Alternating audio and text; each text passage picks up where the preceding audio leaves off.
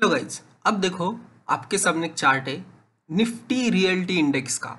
यहाँ एक ब्रेकआउट हो चुका है और बहुत ही प्यारा सा ब्रेकआउट है। हम रियलिटी सेक्टर से ही एक स्टॉक आज पिक करने वाले हैं।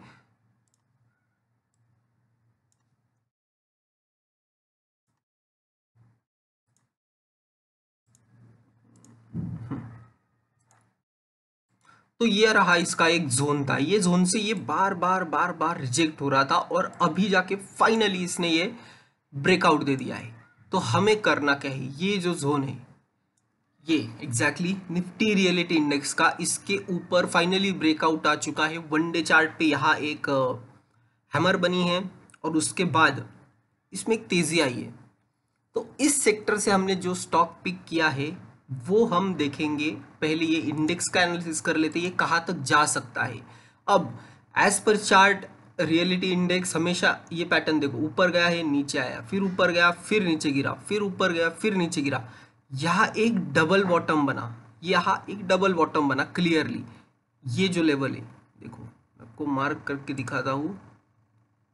ये लेवल पे डबल बॉटम बना, एक बार यहाँ टेस्ट किया फिर ऊपर भाग गया, ऊपर भागने के बाद फिर से यहाँ टेस्ट किया और एक काइंड ऑफ हैमर बन के भी ये ऊपर चला गया है।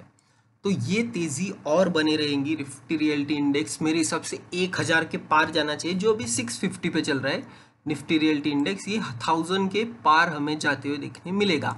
तो इस कंडीशन में जितने भी रियल्टी इंडेक्स वाले स्टॉक है ये बहुत बढ़िया चलेंगे और उसमें से हमने एक स्टॉक लाया है हेमिस्फीयर प्रॉपर्टीज।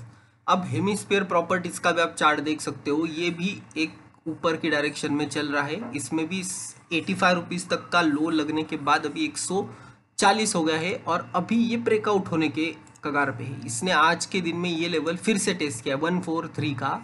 ये लेवल इसने एग्जैक्टली आज टेस्ट किया है पर उसके नीचे क्लोज दिया है ये अभी। और एमएसीडी पे भी हमें ग्रीन हिस्टोग्राम बनते हुए दिखने मिल रहा है। तो अभी ये ऊपर की तरफ और ब्रेकआउट देने के चांसेस हाई है। इस कंपनी का सबसे मेन बात हो है, इनके पास जो लैंड बैंक है इसकी वैल्यू अनलॉकिंग होगी और तब इसका भाव कम से कम 500 प्लस चला जाएगा। हेमिस्फीयर प्रॉपर्टीज 500 प्लस जाने वाला स्टॉक है। तो इसमें अभी भी आप बाय करके होल्ड कर सकते हो। इसमें स्टॉप लॉस अगर आप 500 तक के टारगेट सोच रहे हो तो आपको स्टॉप लॉस 110 का रखना पड़ेगा। 110 के स्टॉप लॉस से इसे होल्ड करना है। 500 तक के टारगेट इसमें आपको इजीली अचीव होते देखने मिलेंगे। अब कंपनी के फंडामेंटल कैसे, तो 4009 करोड़ की कंपनी, 12 का बुक वैल्यू इसका और 10 का फेस वैल्यू। आरओसी आरओई तो नेगेटिव में अभी। और ये जो कंपनी ये farmer formed as a part of divestment exercise carried out by Government of India in respect of the holding in Eastwhile VSNL, currently known as Tata Communications Limited। Tata communication limited की ये यहाँ से बनी disinvestment exercise. The company currently owns और have access to 739 acres of land transferred to our company in terms of scheme of arrangement। अब company के पास 740 acres of land है, 740 acres of land है। तो इसकी जो वैल्यू अनलॉकिंग होगी और ये जो प्राइम लोकेशन के पास इनकी जो ज़मीन है इसकी जो वैल्यू अनलॉकिंग होगी तो इनके पास एक अच्छा खासा पैसा बनेगा। अब देखो इसमें से दिल्ली में इनके पास ऑलमोस्ट 70 एकड़ है और पुणे में 524 एकड़, चेन्नई में 53, कोलकाता में 35। अब पुणे में 524। अब देखा जाए तो पुणे ये जो सिटी है ये इंडिया में हर कोई, अगर आप कोई भी स्टेट ले लो, वो जॉब करने के लिए पुणे में ही आता है। कहीं भी पड़ा हो, नॉर्थ वाले तो मतलब पुणे में ही आते हैं, इंजीनियरिंग कर लेते हैं, जॉब करने पुणे आते हैं, वहाँ यही सेटल हो जाते हैं। तो पुणे की जो वैल्यूएशन है वो बढ़ रही है और आगे जाके भी बढ़ेगी। और इस पुणे में इनके पास 524 एकर्स ऑफ लैंड है हेमिस्फीयर प्रॉपर्टीज के पास। तो इसकी वैल्यू अनलॉकिंग करने जाए तो शेयर की री रेटिंग हो जाएगी और फिर ये शेयर भाग जाएगा। और except for 2 land parcel Chhatarpur and Kolkata, the rest are tied up in litigation। Further year of ignorance has led to encroachment of land parcel as well। Almost 70% acre land of I-20 is in Pune adjacent to defense establishment. तो पैसों का भी कुछ tension नहीं होगा, पैसा भी मिल जाएगा इनको आराम से। तो बहुत बढ़िया शेयर है। इसमें अगर वैल्यू अनलॉकिंग की बात करें तो इसमें 500 तक के टारगेट आपको देखने मिलेगी। और यहाँ अपना एक अच्छा सा पैटर्न बना है। 50 डे में को 200 डे मैंने क्रॉस किया और फिर शेयर ऊपर भाग गया।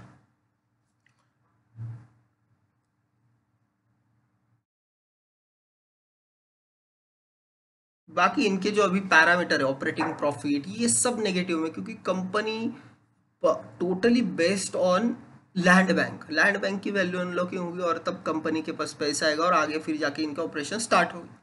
यहाँ 51% प्रमोटर होल्ड कर रहे हैं, 0.62 FIIs, 0.35 DIIs, 0% government and 47% public.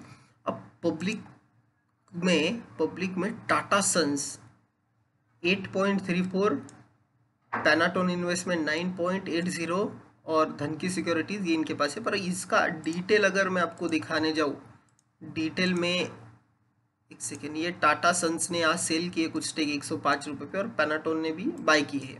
Okay,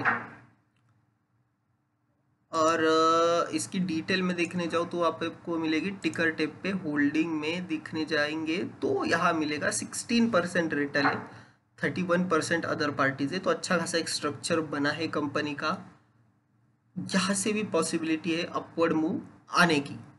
और यहाँ एक बात देख सकते हो आप, म्यूचुअल फंड ने सितंबर क्वार्टर में 0.03% स्टेक खरीदा है। तो म्यूचुअल फंड ने भी कुछ स्टेक लेके रखा है। यहाँ प्रॉफिटेबिलिटी लो है, entry point average, red flag low है। अब कंपनी कुछ परफॉर्म ही नहीं करे तो इसमें कुछ आएगा नहीं। पर ये जो स्टोरी है ये लॉन्ग टर्म स्टोरी, कंपनी का स्टॉक धीरे धीरे ऊपर जाएगा।